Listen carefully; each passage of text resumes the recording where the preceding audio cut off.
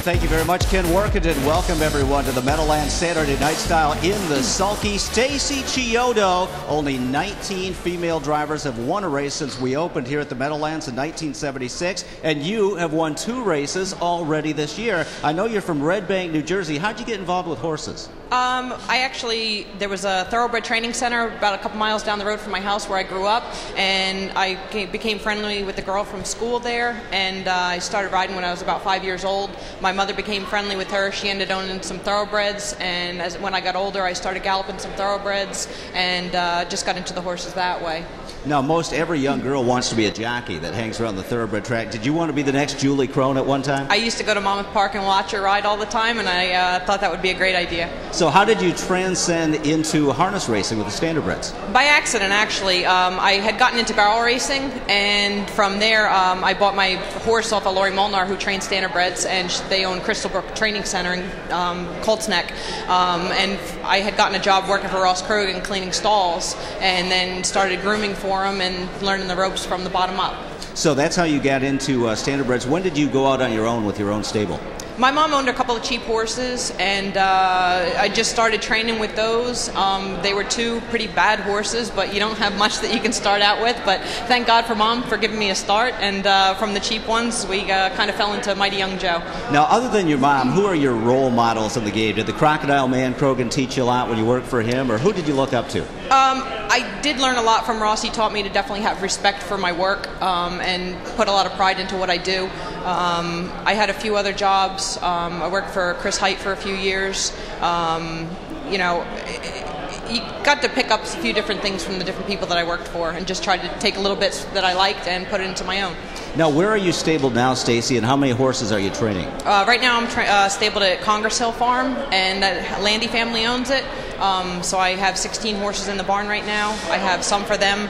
Another owner, Tim Wolf, I have 5 for, and a couple owners I have 1 for. Now, when you started driving, I think it's safe to say you probably weren't an overnight success. I think you won 2 races the first 2 years that you were driving. Can it take you a while to learn the ropes? Yeah, it wasn't easy starting out, and I thought that it was a bad idea in the beginning.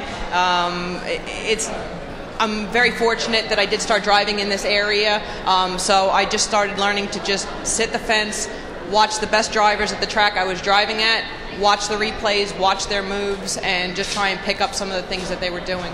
Well, we've seen you drive quite a bit, and you're certainly safe on the racetrack. Do you feel like you've earned the respect of your fellow competitors? I think the guys are really good with me now, and I don't feel that they treat me any different out there. I don't know if they appreciate getting beaten by a girl, but I don't rub it in, so.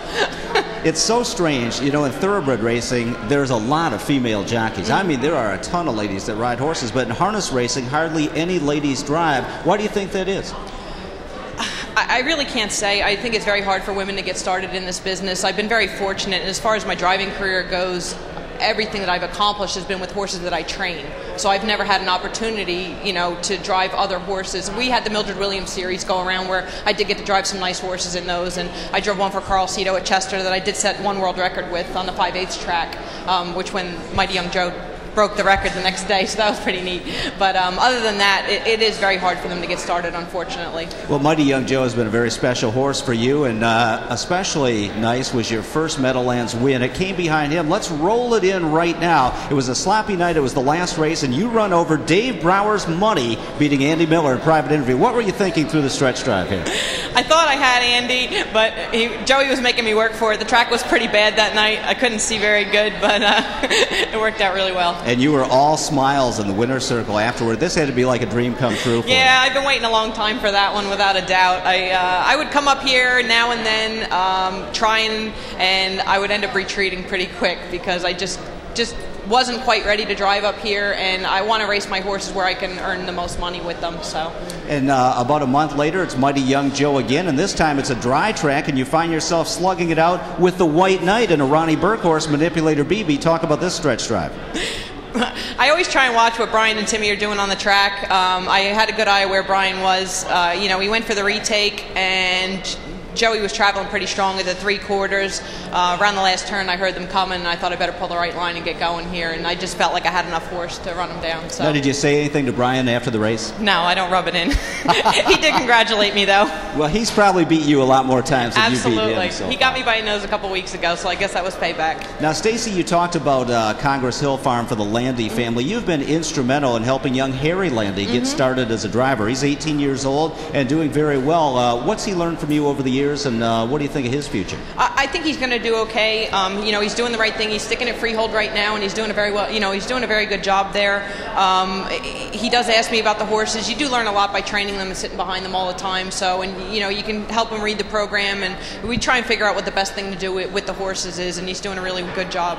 What are your thoughts on the Meadowlands situation and the future of harness racing in New Jersey? Now, you're one of the smaller trainers with a smaller outfit, race a lot at Freehold as well as the Big M. Do you think we're going to be okay, or what do you think is going to happen? I would like to hope they are going to be okay. I enjoy racing up here. I'm doing well at the moment. I would definitely like to see them open back up, and I hope Mr. Gurl gets everything done that he needs to in the next couple weeks. You and me both, and everybody who's watching along our simulcast network as well, I'm sure, hoping for the same thing. Stacy, you have 3 horses in tonight. Let's go through your mounts. We started the 8th race with your favorite horse, number 2, Mighty Young Joe. He's made, what, $360,000 for you guys? Like a cash machine. Yeah, he's been very good to us. No complaints. He actually is coming back.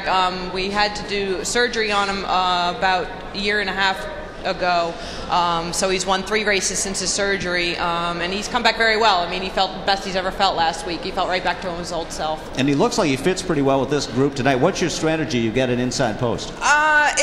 You got to kind of play it by ear, what happens behind the gate. Sometimes the inside post can help or hinder you depending on how much early speed there is in the race. So Joey kind of lets me know what he's ready for that night. Looks like if you fire him up early that he'll get up on the bid a little bit too. Yeah, he can get on the chooch. Absolutely.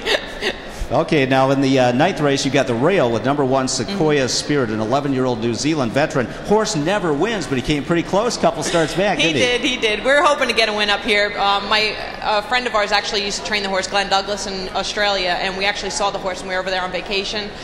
So we went ahead and purchased the horse once we found out he was over here in the States. And he had some issues. He didn't handle the trip over very well, so we had to turn him out for a couple months and brought him back. And he's just coming to hand now, but he doesn't like to win, but he's good at picking up some checks. Looks like a nice horse to drive. Doesn't wear an overcheck, just kind of a cool horse. And you never put him in a claimer, so you must have a fondness for him. We do, yeah. I think he's going to get to the point where he's going to have to go in a claimer. But like I said, he's been a nice horse to us, and he is very nice to drive. So. And you have another starter in the 11th race, number 3, AJ McCardle. Now, you're not driving him. How come?